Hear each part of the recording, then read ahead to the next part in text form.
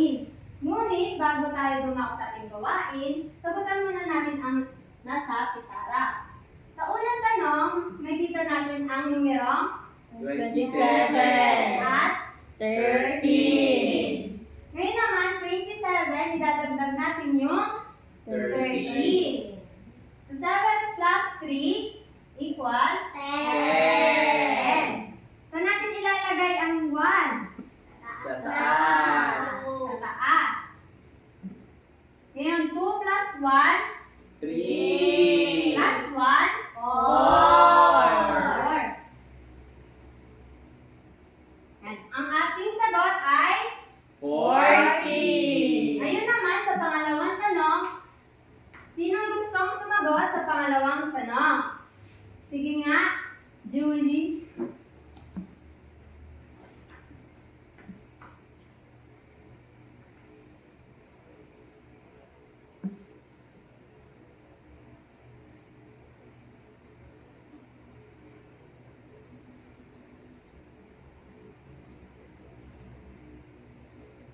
Magaling.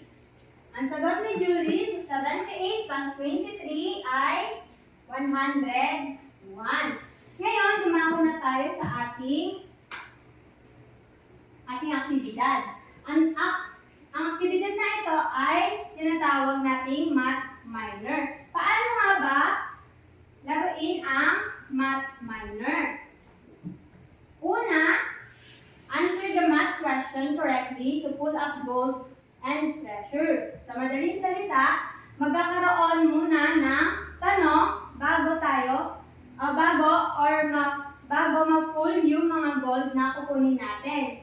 Pag natama yung mga pag natama yung mga sagot na tinatanong, magkakaroon kayo ng mga prize katulad ng Renge.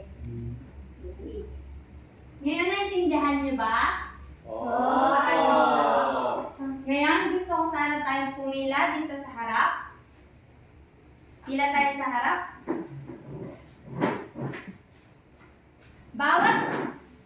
Bawat estudyante, magkakaroon tayo ng 3 question. Pag natama nyo ang 3 question, magbibigay si teacher ng premyo. Ngunit, ako muna ang magsasagot para makita nyo kung paano siya laruin. Sa 3 question.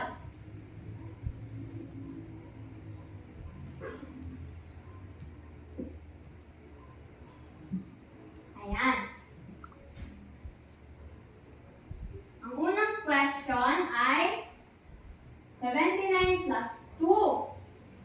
Ang sagot ni teacher ay 81. Correct. Sunod naman, 2 plus 68. Ang sagot ni teacher ay 70. Ngayon naman, ang last ay 63 plus 7. Ang sagot ni teacher ay magaling. Ngayon naman, Julie. 8 plus 78. Hawakan mo at pinutin ang magaling. Pangalawang question naman, 1 plus 46. Magaling. Ang panghuli, 19 plus 7. 26. Magaling. Ito ang iyong premyo. Ngayon naman, Iris. 18 plus 6.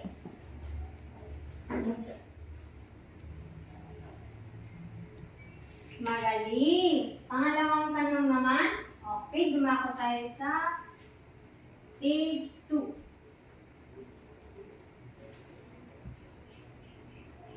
₱32 plus 8. Magaling. Ang huling tanong kay Iris ay 7 plus 30. 37. Magaling. Ito ang inyong premyo. Ngayon naman, John. 4 plus 16.